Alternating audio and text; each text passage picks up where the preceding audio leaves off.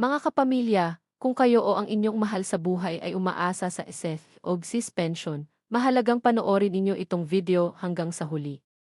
Kumakalat ngayon sa Facebook at sa mga group chat ang balitang may 16,500 bonus na ilalabas bago o sa July 1, kasabay ng tinatawag na pagbabago sa schedule ng payout.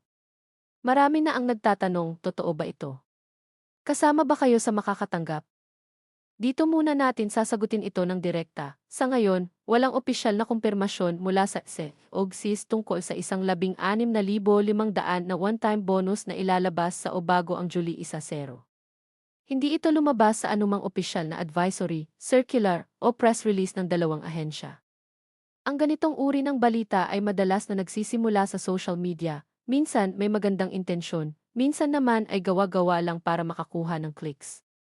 Kaya bago tayo mag-celebrate o mag-alala, alamin muna natin ang totoong nangyayari dahil mayroon talagang mga tunay at kumpirmadong update na dapat ninyong malaman at mas mahalaga pa ito kaysa sa biglaang bonus na walang basehan. Manatili lang kayo dahil ipapaliwanag natin ng detalyado kung ano talaga ang nangyayari sa inyong pensyon ngayong taon, ano ang mga totoong dagdag na maaaring matanggap ninyo, at paano kayo makakaiwas sa mga scam na gumagamit ng pangalan ng IF at BSIS. Una, pag-usapan natin ang totoong background. Alam ba ninyo na simula pa noong 2025, mayroon na palang ipinatupad na multi-year pension reform program ang ISS. Ito ay opisyal at sinimulan talaga noong September 2025, kung saan ang mga benepisyo ng mga retirement at disability pensioner ay dahan-dahang nadadagdagan sa loob ng 3 taon, 2025, 2026 at 2027. Hindi ito isang bigla-biglang bonus, kundi sunod-sunod na pagtaas, o sa Ingles, tranches, na idinaragdag direkta sa inyong buwanang pensyon. Ang layunin nito ay tumulong sa mga pensioner laban sa tumataas na gastusin sa pagkain, gamot, at araw-araw na pangangailangan. Ngayong 2026, ang second tranche ng programang ito ay nagsimulang maramdaman sa mga buwanang credit ng mga pensioner, lalo na sa Pebrero at sa mga susunod na buwan. Para sa mga retirement at disability pensioner, may dagdag na hanggang 0% sa kanilang umiiral na pensyon. Para naman sa mga survivorship pensioner, mga 5% ang dagdag. Kung tutuusin, kapag natapos na ang 3 taong programa sa 2027, posibleng umabot ng hanggang 33% ang kabuuang pagtaas ng pensyon mula noong nagsimula ito. Hindi ito kwento o rumor, ito ay bahagi na ng opisyal na patakaran ng ISIS. At kung aktibo ang inyong pensyon at tama ang inyong bank details, automatiko na ito napupunta sa inyong account. Hindi na kailangan ng hiwalay na application. Pakinggan ninyo itong mabuti dahil dito madalas nagkakamali ang mga pensioner. Hindi nila inaasahan na ang dagdag na ito ay unti-unti lang at hindi sabay-sabay na malaking halaga. Kaya kapag may nakikitang social media post na nagsasabing ibiglang lumabas ang 16,500 bonus, agad silang naniniwala dahil gusto nilang umasa. Naiintindihan natin ito, mahirap ang buhay at lahat tayo umaasa sa kahit konting dagdag. Pero mas mainam na malaman natin ang totoo kaysa umasa sa bagay na hindi pa kumpirmado para hindi tayo madismaya sa huli. May isa pang mahalagang update na dapat ninyong malaman, ang tungkol sa GSIS. Opisyal na ipinatupad na ng GSIS ang pag-alis ng limitasyon sa survivorship pension. Dati, kapag ang asawang naulila ay government employee pa rin o may sapat na kita, may income ceiling fee o limitasyon sa kanilang matatanggap. Ngayon, tinanggal na ito, maaari na ngayong matanggap ng mga balo at biyuda ang buong 50% survivorship pension nang walang ganitong restriksyon. Dagdag pa rito, hindi na rin otomatikong nasuspinde ang benepisyo ng survivor kapag sila ay nakikisama na sa bagong partner. Tatigil lang ito kung magpapakasal ng legal ang naulilang asawa. Malaking tulong ito para sa mga pamilya na dati ay nahihirapan dahil sa mga lumang patakaran. Ngayon, pag-usapan din natin ang tungkol sa mga senior citizen na hindi pa nakatatanggap ng pensyon mula sa TSET o GSIS. Sa ilalim ng programang Social Pension for Indigent Senior Citizens ng SEVI, ang mga senior na walang ibang regular na kita o pensyon ay tumatanggap ng 1,000 kada buwan. Ito ay dating 500 lang noon, kaya doble na ngayon ang ibinibigay. Kung kayo o may kakilala kayong senior na walang ISS o GSIS pension at walang sapat na kita, maaari silang magtanong sa kanilang lokal na FESB office o sa barangay tungkol sa programang ito. May mahalagang detalye pa tayong tatalakayin. Ito ay tungkol sa isang panukalang batas na tinatawag na Universal Pension Bill. Ang panukalang ito ay naglalayong magbigay ng hindi bababa sa 1,000 buwanang pensyon sa lahat ng senior citizen sa Pilipinas. Kasama na ang mga umiiral ng ISEF at GIS pensioner, hindi na lamang ang mga indigent o walang ibang kita. Pero mahalagang malinaw dito, ito ay panukala pa lamang, hindi pa ito naging batas. Kailangan pa nitong dumaan sa House Plenary at sa Senado bago ito maging epektibo. Kaya kung makakita kayo ng post na nagsasabing kikumpirmado na ang universal pension, huwag agad maniwala, hintayin natin ang opisyal na pagpasa nito sa Kongreso. Ngayon, balikan natin ang usapin ng i-July 10 payout schedule. Walang opisyal na pagbabago sa karaniwang takdang araw ng pag-release ng pensyon. Para sa GSIS, karaniwang ginagawa ang credit sa ika-negatibo 8 ng buwan, maliban kung ito ay bagsak sa Sabado, Linggo o holiday, kung saan inilalipat ito sa naunang araw na business day. Para sa SSA, ang pattern ng pag-release ay batay sa huling digit ng inyong eighth number. Kung ang inyong eighth number ay nagtatapos sa 1 hanggang 4, karaniwang nasa unang hanggang ika-negatibo 15 ng buwan ang credit. Kung nagtatapos ito sa 5 hanggang 9, karaniwan itong nasa ika-negatibo 16 na hanggang ika-negatibo 31. Pero tandaan, maaaring magbago ito depende sa proseso ng inyong bangko, mga weekend at holiday. Ang pinakamainam na gawin ay laging i-check ang inyong DD, SET account o Exismo account, o tingnan mismo ang inyong bank statement para makasiguro kayo sa eksaktong petsa ng inyong credit.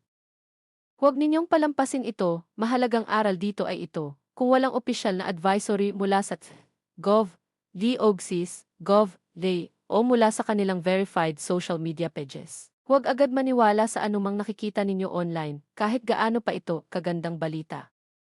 Marami sa mga peking post na ito ay ginagamit lamang para makakuha ng pansin, pumasok sa mga group chat, o mas malala pa, gamitin para sa scam.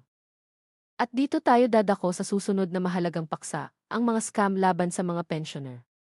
Ito ang hindi alam ng marami, ang mga scammer ay gumagamit ng pangalan ng ISS at GSIS, gumagawa ng peking website, o nagpapadala ng text message na nagsasabing i-claim ang inyong bonus dito, kasama ang isang link. Kapag na-click ninyo ito, posibleng manakaw ang inyong personal information, o kahit pera mismo sa inyong bank account. Tandaan ninyo, hindi humihingi ang ISEF o GSIS ng inyong e-vest, password, o ODC sa text o sa tawag. Walang opisyal na i-claim form na ipapadala sa inyo sa messenger o sa text para sa bonus na hindi pa naman kumpirmado. Kung may nag-text o tumawag sa inyo na nagsasabing kailangan ninyong magbayad muna ng key processing fee para makuha ang bonus, ito ay 100% scam. Para sa mga retiree at senior citizen na nanonood ngayon, narito ang mga praktikal na hakbang na maaari ninyong gawin para hindi kayo maiwan sa balita at para protektahan ang inyong sarili. Una, ay bookmark o i-save ang opisyal na website ng ISEF at GSIS at i-follow ang kanilang verified Facebook pages. Ikalawa, regular na i-check ang inyong DD, ESET o Exismo account para makita ang totoong amount ng inyong pensyon bawat buwan. Ikatlo, kung kayo ay nag-retire pero hindi pa na-update ang inyong Annual Confirmation of Pensioners o ACOP, gawin ito agad sa inyong birth month dahil maaaring madelay ang inyong pensyon kung hindi ito ma-update. Ikaapat, kung mayroon kayong utang o loan sa SSA, alamin ninyo na ang mga ito ay maaaring direktang ibawas sa inyong buwanang pensyon bilang offset, kaya kung bigla kayong nakitang mas mababa ang inyong natanggap, suriin muna kung may balanse pa kayong dating loan bago mag-alala na nawawala ang pera ninyo. Bigyan din natin ng simpleng halimbawa kung paano gumagana ang computation ng pensyon para mas maintindihan ninyo. Halimbawa, isang ISST pensioner na may 8,000 buwanang pensyon noong 2024. Kapag idinagdag ang unang tranche ng pension reform noong 2025, posibleng tumaas ito ng humigit kumulang 0%, kaya magiging mga 8,800. Sa ikalawang tranche ngayong 2026, may dagdag na muli, kaya posibleng umabot ito sa humigit kumulang 9,600 hanggang 9,700, depende sa kategorya ng pensyon, retirement, disability o survivorship. Sa pagdating ng 2027, kapag natapos na ang 3 taong programa, maaaring makita natin ang kabuuang pagtaas na malapit sa 33% mula sa orihinal na halaga noong 2024. Ito ang dahilan kung bakit mahalagang panatilihing updated ang inyong account, dahil unti-unti itong tumataas, hindi parang bonus na bigla na lang lalabas. May isa pang mahalagang update na dapat din ninyong malaman tungkol sa mga GSIS pensioner. Meron na ngayong GSIS Touch API kung saan maaari nang gawin ang annual confirmation of pensioners gamit lamang ang facial recognition sa cellphone. Hindi na kailangang pumunta pa sa opisina para dito, lalo na para sa mga matatanda na mahirap na ang biyahe. Para naman sa mga senior na nakatira sa malalayong probinsya, may mga bagong service desk na itinatayo para mas madali silang maabot ng tulong mula sa GIS, kaya kung kayo ay nahihirapang bumiyahe patungo sa mga malalayong sentro, tanungin ninyo ang inyong lokal na opisina kung available na ang ganitong serbisyo sa inyong lugar. Ngayon, bago tayo magtapos, balikan natin ang pangunahing tanong. Ang 16,500 bonus na sinasabi sa title, rumor ba ito o totoo? Sa kasalukuyan, ito ay hindi opisyal na kumpirmado. Maaari itong nagmula sa kalituhan tungkol sa totoong pension reform increases, o maaari rin itong basta-basta lang ginawa para sa clickbait. Ang aming payo, huwag maniwala agad at palaging hanapin ang opisyal na pinagmulan ng balita. Kung totoo man ito sa hinaharap, malalaman natin ito direkta mula sa opisyal na advisory ng ISEF o GSIS at ipapaalam din namin agad sa inyo dito sa channel. Mga kababayan, alam naming mahirap ang sitwasyon ng maraming pensioner ngayon. Ang bawat piso na nadaragdag sa inyong pensyon ay malaking tulong para sa pagkain, gamot, at pangaraw-araw na pangangailangan. Kaya naiintindihan namin kung bakit gustong-gusto ninyong maniwala sa magandang balita tungkol sa dagdag na bonus.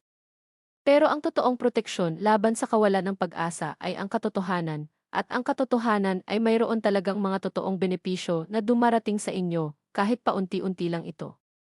Tandaan ninyo, ang inyong pensyon ay hindi limos, ito ay karapatan ninyo bilang miyembro na nagbayad ng kontribusyon sa loob ng mahabang panahon o bilang dating lingkod bayan na nag-alay ng panahon sa paglilingkod sa gobyerno. Ito ay benepisyo na ipinaglaban at ipinagkaloob sa ilalim ng umiiral na batas at karapat-dapat kayong manatiling updated at protektado. Kaya kung mayroon kayong kapamilya, kaibigan, o kakilalang pensioner na maaaring makinabang sa impormasyong ito, ay share ninyo sa kanila ang video na ito. Marami sa atin ang hindi nakakaalam ng totoong nangyayari, at minsan ang isang simpleng share ay nakakaiwas sa kanila sa scam o sa hindi kinakailangang pag-aalala. Huwag din ninyong kalimutang mag-subscribe sa channel na ito at i-on ang notification bell para sa tuloy-tuloy na opisyal at mapagkakatiwalaang update tungkol sa inyong IF at GSIS pension. Kami ay nandito para sa inyo, para tulungan kayong maintindihan ang bawat detalye, nang walang gimmick, walang fake news, tama at totoong impormasyon lamang. Salamat sa panonood, mga minamahal naming kababayan. Mag-ingat lagi kayo, alagaan ninyo ang inyong kalusugan, at huwag mag-atubiling magtanong sa komento kung mayroon kayong katanungan tungkol sa inyong pensyon. Hanggang sa susunod na video, Diyos ang bahala sa ating lahat.